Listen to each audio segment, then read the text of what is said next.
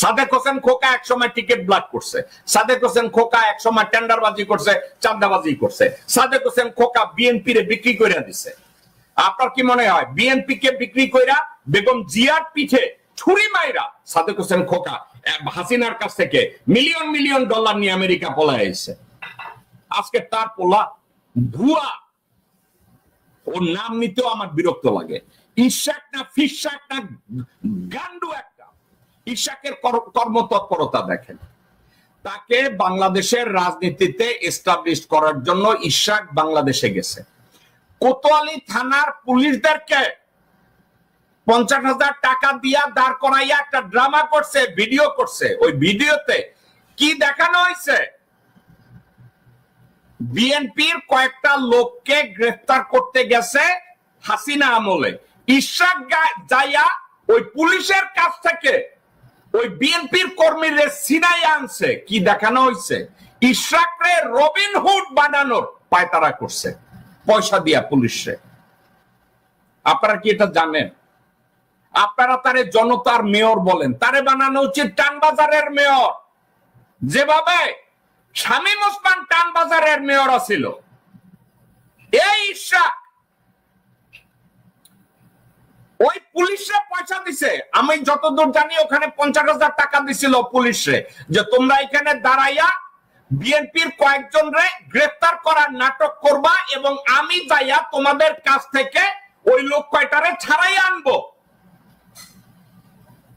এবং তারা ঠিক ছাড়াই আনছে। পুলিশদের পয়সা দেওয়া আছে 50,000, তাদেরকে বলছে তোমরা ধৈর্য দাঁড়ায় থাকবা, আমি গিয়া থাবা মাইরা নিয়ে আসবো। এই ভিডিওটা নিখুঁত ভাবে করা হয়েছে, ইশাক করাইছে, সাদেক হোসেন খোকা এটা জানতো, ওইটা করাইয়া তারে এস্টাবলিশ করার চেষ্টা করছে। ঠিক আছে? এবং আপনারা বলেন হাসিনা আমলে মেয়রাল ইলেকশনে যেখানে বলা হয়েছে ওই নির্বাচন হয় নাই, নির্বাচন ফেয়ার হয় নাই, এগুলা নিয়ে বহু মামলা যা কিছু হয়েছে, যেখানে বিপ্লবের পরে তত্ত্বাবধায়ক সরকার ডিক্লার করছে ইলেক্টেড সিলেক্টেড যত জায়গায় ইউনিয়ন কাউন্সিল মেম্বারশিপ, যেখানে মেয়রাল যা কিছু আছে সব ক্যান্সেল। যেখানে গেজেট করে বলছে বাংলাদেশের কোন জায়গায় এখন আর মেয়র থাকবে না, মেম্বার চেয়ারম্যান থাকবে না। ইশাক কি করছে বাংলাদেশে গিয়া বর্তমান তত্ত্বাবধায়ক সরকারের এই ডিক্রিকে ডিসওবে কইরা সে বলছে যে আমার মেয়র হওয়া লাগবে। সে অবৈধভাবে মেয়রের শপথ নেয়, রাস্তাঘাটে চাঁদাবাজদের নিয়ে নামে, যে চাঁদাবাজদের নিয়ে পুলিশে ঘুষ দিয়া এই ইশাক ভিডিও বানাইছে। হাসিনার সহায়তায়, হাসিনা পুলিশের সহায়তায়, আওয়ামী লীগের সহায়তায়, ছাত্রলীগের সহায়তায় ইশাক এই কাজগুলো করছে।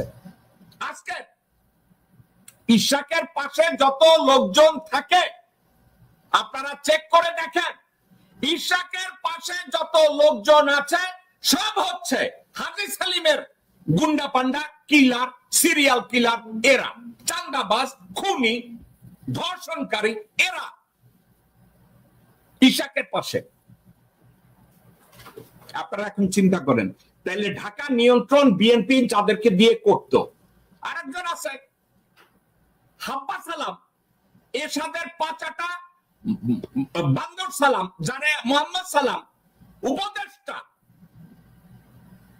মেহতায় স্টেজ উঠলে ইদানিং আবার হে মেহতায়, বিভিন্ন জায়গায় মেহতায় হাম্বা হাম্বা ডাক দেয়, অর্থাৎ হ্যার দিকে কেউ তাকায় না।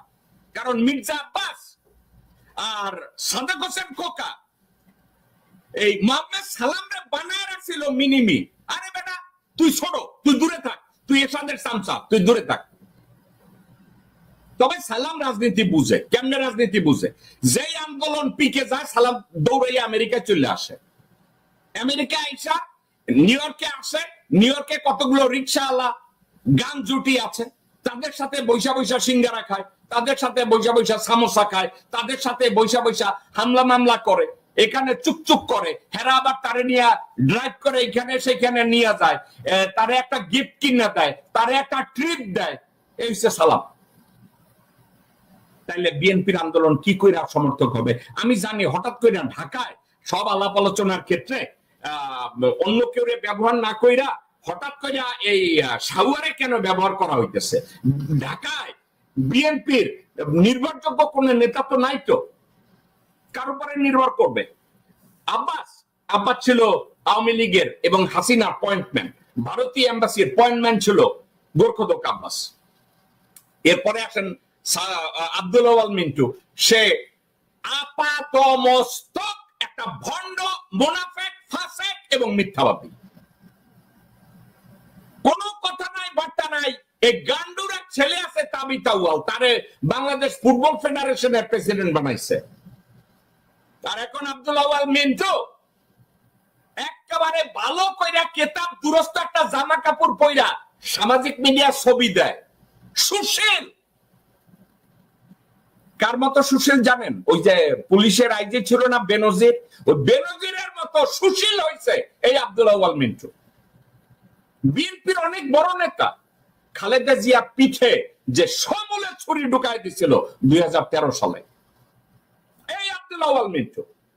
এই আব্দুল আওয়াল মিন্টু ষড়যন্ত্র ছিল খালেদা জিয়াকে হাজতে পাঠানোর জন্য। যেই কয়জন কুশীলব হাসিনার সাথে ষড়যন্ত্র করেছে, Abdul Awal Mintu was top of them. He was heading.